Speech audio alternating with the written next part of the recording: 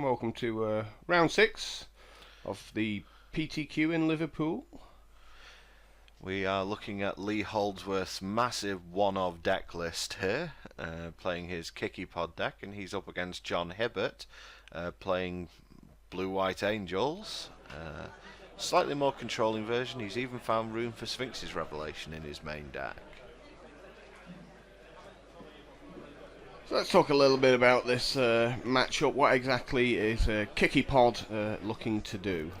The Kiki-Pod deck has a number of different ways to form a effectively infinite combination, be it it would be using Kiki-Jiki Mirror Breaker on pretty much every occasion, but be it with Deceiver Exarch, Restoration Angel or Zealous Conscript, all of those form an infinite loop, and Lee can create as many creatures as he deems fit and fly over the border, and he uses a heck of a lot of mana creatures and Birthing Pod to try and make that happen. He's also got a few utility creatures in the deck to try and just make life difficult for other decks. So what are the real the strengths and weaknesses of Kiki-Pod in that respect? The strengths are that it can pretty much kill you from anywhere. It's a very, very powerful deck. If it has Birthing Pod in play, it almost never loses. However, that its strength is also its weakness, in that without a Birthing Pod in play, the deck is a bit of a mishmash of one-offs, so it can be pretty inconsistent. But the other thing that sort of came up while we were in testing was that the Kiki-Pod deck seems to be a deck that's sort of 55 or 50% against pretty much everything. There's nothing that it absolutely destroys, but there's nothing that absolutely destroys it either. So what is John looking to do with his Blue-White Angels deck? His first and utmost priority has got to be to keep Birthing Pod off the table. You noticed him burn a mana leak there on turn 2. The main reason for that was more than likely because he doesn't want Lee to get out of range on mana, so he wants to use his mana leaks while they're still viable. The only thing that's a problem with that here, and he's laid Wall of Omens turn 2, if Lee has a Birthing Pod here, he can pretty much win over the next couple of turns with it. But I think maybe also with the mana leak is that he actually wants the Wall of Roots off the table, you know. Lee just has 1-drops before there, so like a pod is slightly less effective. Yeah, it is, and with the Spellskite on the stack there from Lee, John's going to path to exile his Kitchen Finks, and this is the sort of problem that we were saying. Lee's now he's played 4 creatures in this game with a combined power of 3, and that was on 1 creature. And there's so much in the way of just random hate bears and sort of mana guys in the pod deck that this is the sort of draw it can get, where it's just got a load of ineffectual guys on the board, and this is sometimes what it can do when it doesn't have a pod. As you can see, Lee's hand is basically Deceiver Exarch at this point, and John just has John's pretty much where he needs to be at this point now. Restoration Angel, blinking Wall of Omens. Which is why Lee didn't swing for one with his Bird of Paradise. Yeah, pretty much. I mean, when the blue-white deck is showing 4 mana, it usually means some combination of either Cryptic Command or Restoration Angel. And we've now settled into what the blue-white deck just wants to be doing in this format. Lee has drawn quite a bit of land at this point. The Birthing Pod deck doesn't play that many land because it can play so many mana producers, so he really doesn't want to be drawing a shed load of land at this point. I think we might be seeing Lee going for another red source, because in case he top decks Kiki-Jiki here, he could actually just win straight away. Because of the Deceiver Exarch in hand, he could just straight up win right away if John's got no way to interact with him. But you like to think the blue-white player always has a counter spell in a spot like this. At this point, yeah, I'd imagine with John having pretty much a full grip, I think that he's going to be pretty much prepared to deal with anything that Lee's going to muster at this point. But it will be hard with just conditional counter spells. He's going to have Cryptic Command, because conditional counter spells won't be able to stop a Birthing Pod here. Lee cracking off another fetch land here, trying to thin his deck as much as possible. I mean, as little as that has an effect, whether it like reduces the odds of you drawing your land by about 2.5%, it's still something.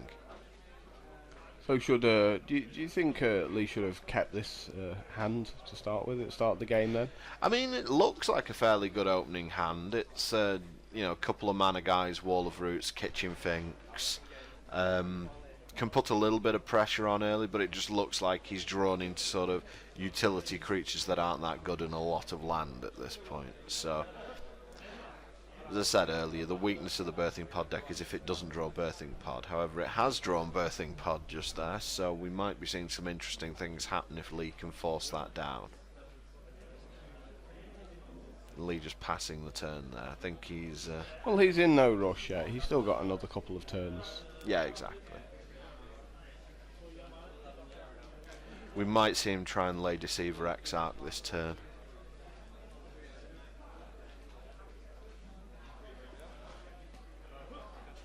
I believe if he makes Deceiver Exarch and resolves Pod next turn, he can actually just win on the spot. Because he pods his Spellskite into a Deceiver Exarch, which untaps his Birthing Pod, then pods the Deceiver Exarch into a Restoration Angel, which blinks his Deceiver Exarch that's on the table, untapping the Birthing Pod and then tapping the pod again, sacrificing the Restoration Angel and getting Kiki-Jiki and just winning. So that's got to be Lee's goal at this point. So Lee taps down the Angel to give himself another turn here. Yep. And Spreading Seas by John onto the stomping ground there. It's really a card that's seen some play because it is pretty effective against Jund.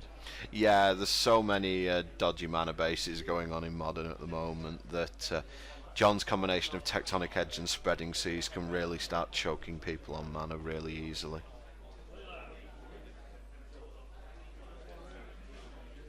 So I think we're going to see Lee going for the pod at this point. John's still representing a Cryptic Command here.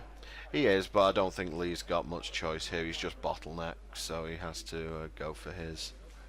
He has to go for his pod and hope that it resolves. It's interesting that Lee drew an Aethersworn Canonist there. It might have been. If Lee can wait another turn, it might have been in his interest to lay the Canonist first, just to see if he can get a reaction out of John. Well, he's allowed to play artifacts afterwards, isn't he? With the cannon? Yes, he is. So if he lays the Canonist first, then if John doesn't react to it, then he can always wait another turn. But I think if he gets a Canonist out, then he's got the win if he can get 2 pods, but with just 1 pod.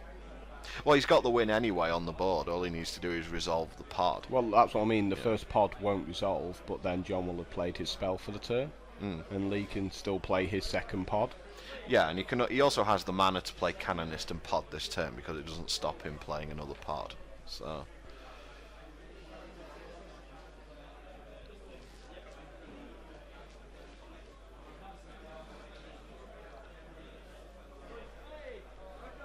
It often surprises me how much people like playing these boring decks like blue-white. You know, the idea of playing 8 rounds of a PTQ. I mean, the deck's quite a slow deck. To be fair, the deck's pretty efficient at what it does. But, and as I mentioned in previous videos, the blue-white deck will beat players who aren't playing optimally very easily. The only problem that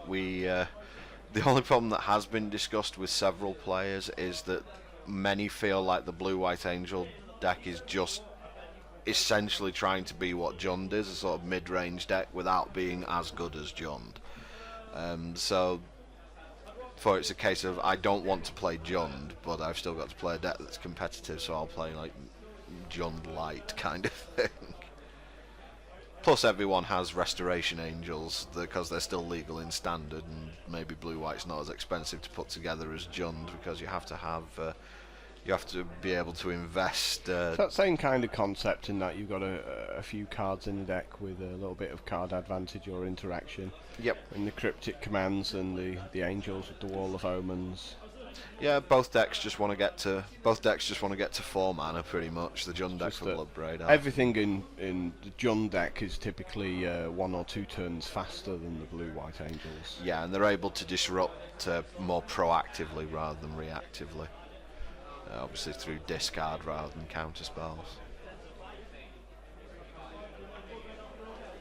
Like a Jund player would have smashed Lee's face in a long time ago. More than likely, Lee probably wouldn't. Although then again, Lee wouldn't have had to worry about his birthing pod being countered. So but that was around, was it turn 10 or something by the time he finally drew that? And I don't think Jund really is letting you have that many turns. Jund would probably have shredded his hand with Liliana and resolved at least 1 Bloodbraid elf by now. So. Yeah, like Lee could have got the pod down, but he just wouldn't have had any creatures. Yeah. Although to be fair, 1/4s are pretty good against Jund. There's no lightning bolts going on there.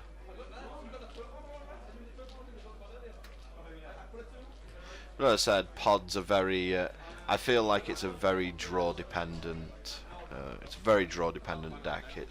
It's one of those decks where if it draws perfectly throughout the day, you're just going to win the PTQ because you're going to combo people off really fast in every single game, and you're going to wonder what the point in playing any other deck is.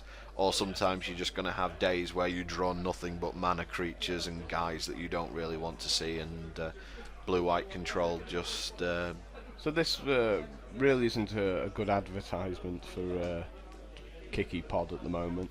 Not at the moment, no. It's had a bit of a clunky draw, and it's one spell that mattered, being the birthing pod, got countered. So it's really not looking good for the birthing pod deck here.